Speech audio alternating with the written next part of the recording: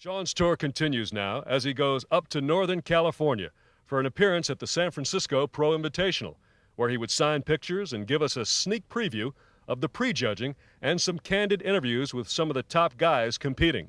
All right, we're at the San Francisco Masonic Hall, the second leg of the IFBB Pro Tour to get the guys qualified for the Mr. Olympia. At this contest, we're going to have two guys that were in the top 3 last week. That's Cormier, the winner of the Pro Ironman, and Melvin Anthony, the first runner-up. Those guys are already qualified for the 2001 Mr. Olympia.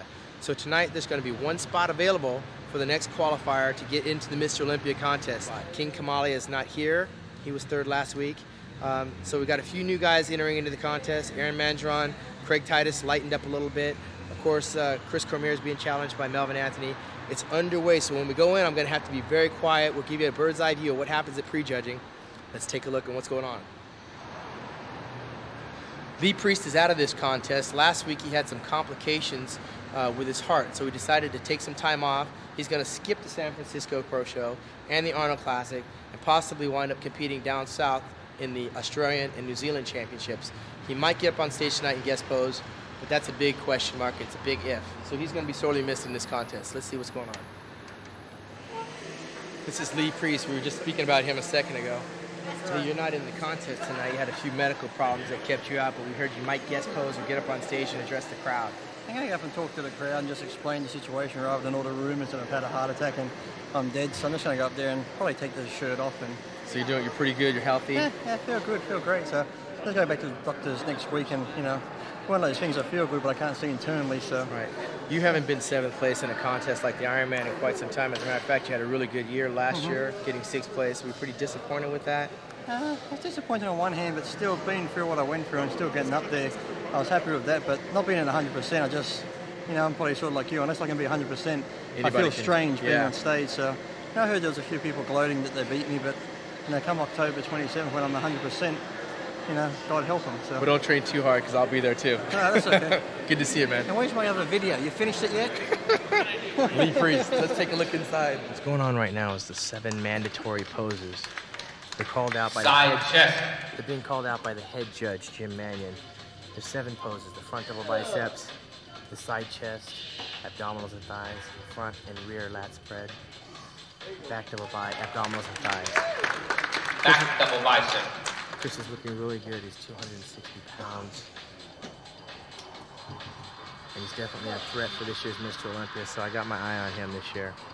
All right, this is the president of the NPC and head IFBB judge, Jim Mannion, out of Pittsburgh. And basically we want to find out this year, there's a lot of new pro contests this year. Is that signifying that we're going to have more competitors on the Olympia stage? Last year we had 12. Well, it all depends on qualifications. Of course, the top 10 from last year already qualified. And then we have, I think each show is top 3, except for the Arnold is top 5, and Night Champion is top 5. And this weekend it could possibly be one or two more here. So they're saying since last year they have 2 weight categories for the Miss Olympia. Is that going to be a trend for the men's, or is that just a total separate thing to keep the women's bodybuilders coming back and keep them enthusiastic? Right. The reason we more or less did that because we were losing a lot of lightweight women who graduated out of the NPC. They felt that they couldn't compete against the bigger women, so we caused the lack of women competitors. So we put it into 2 classes. Some contests we're actually going to do 3 to try to get more lighter women involved, keep them into the sport. Thanks, Jim. All right, buddy. All right. Okay. It looks like a battle for 3rd place for that final qualifying spot between JD and Craig Titus. You beat Craig Titus last week. Did you do anything differently this week in order to stay ahead of him? Well, Craig's a hard guy to beat. We always come between one play. He either beats me or I beat him. I just more or less just stay tight over the week and just try and come in and give him my best shot. He's a great bodybuilder anyway. If you get the qualification for this Mr. Olympia, will you go? Las Vegas? Without a doubt, it'd be an honor and a privilege, man. that's a bodybuilder's dream to get up there. How much did you come in weighing tonight? I was about 238, 239, just under 240, yeah. What part of England are you coming from London, East London, Hackney. East London. He's out there where King Dorian lives. So he's bringing the muscle to the stage. He's going to lock horns with Craig Titus tonight and try to get that qualification for the Olympia. And if you don't get it here tonight, you are going to go on next week to the Arnold Classic. I'm going to go to the Arnold, and from there I'm going on to Hungary. All right, man. Yeah. Good luck. Thanks a lot, Shawn. Okay, man. By the way, this is the uncrowned Mr. Olympia. I want everybody to know that. Right on. He's going to judge the Olympia instead of being it. Everybody keeps talking about Ronnie Coleman going to the Arnold Classic, the first time Mr. Olympia is going. Are you afraid of Ronnie Coleman this year? No. What are you bringing to the stage at the Arnold Classic next week? I know you're saving your best for last, but what are you bringing to put the fear in Ronnie Coleman? A lot more size. He's not used to someone else being 260 pounds along with him. I think if he's going to come down in size and trying to get his distended stomach back down to shape, I think it's going to be not to his advantage against me because he can't finesse me. He don't have anything that I don't have. I have every muscle in my whole body showing that. I don't have lumps in my calves along with my buddy Shawn. I look at all the bodybuilders I study, everyone's physique. Right. Mine and Shawn is the only one that has real calves out there. Mm-hmm. We don't have lumps and bumps and smooth calves out there. And what do you think that's due to? What does that do to? Call it like you see it. What is that? What are those lumps and bumps? I don't know, man. There's something we don't I'm know. not in his household, but I just something going on. Something's rotten in Denmark over there. Yeah, people ask me, well, what are you doing after the Ironman? I said, I'm going home. I'm going to sleep. I'm going to go to a restaurant, eat, and go home. Right. No one believes that, but like I said, I'm going to be a lot more serious person when it comes to my career and finish out the last few years on a more serious note. Are you going to win the show tonight? I'm winning the show tonight, but this is not the show I was gunning for. I'm gunning for the Arnold. I want to take out the champ there and hopefully make a more interesting show for the Olympia. Well, you know the road to Mr. Olympia leads through me too, right? That's right. But Bring it. Bring it, baby. All right, good luck tonight, kid. Yeah, much respect to this man. He's been consistent all his life, and not never taken away from him. He's just a little shorter than I am, but... That's right. I give you props. All right. Good job, baby. See you. All right. We got the New Jack City in here. Melvin, Anthony, marvelous. You look great up there, man. You look good. I was hurting. Are you doing anything different this year than you did last year?